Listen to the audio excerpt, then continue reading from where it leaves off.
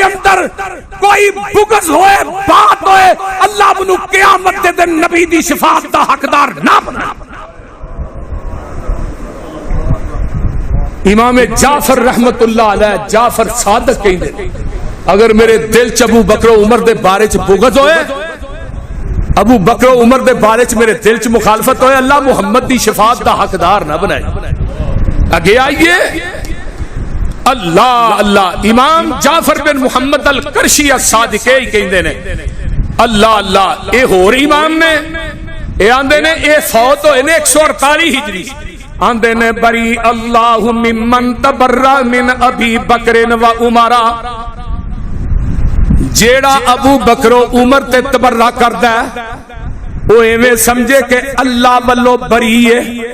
یعنی اللہ او دے تو بری ہے او رب تو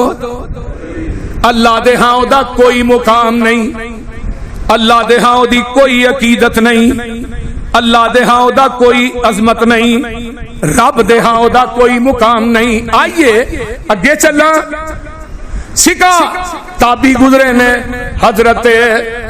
ابو سفیان بن سعید الثوری رحمت اللہ علیہ 161 ہجری فوت ہوندے نے آندے نے من زعم ان علی کان احق بالولایت منہما فقد خطا ابا بکر و عمر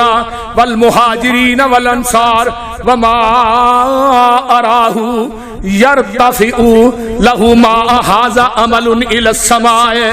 جیڑا بندہ کہندا ہے کہ ابو بکر و عمر دا حق نہیں سی خلافت دا حق تے علی دا سی او نہ علی کولوں خلافت کھو لئی. حضرت امام سفیان بن سعید الثوری کہندے نے او لوگو جیڑا بندہ مہاجرین تے انصار نو غلط سمجھدا ہے کہ او نہ غلط فیصلہ کیتا ہے علی نو خلافت نہیں دتی ابو بکر نو دتی ہے ابو بکر تو بعد پھر علی دا حق سی عمر نو دتی ہے او سمجھ لے او دا عقیدہ اے وے او دا عقیدہ اینا امام ابو سفیان کہندے نے او دا کوئی عمل بھی آسمان تک پہنچ دا ہی نہیں جدا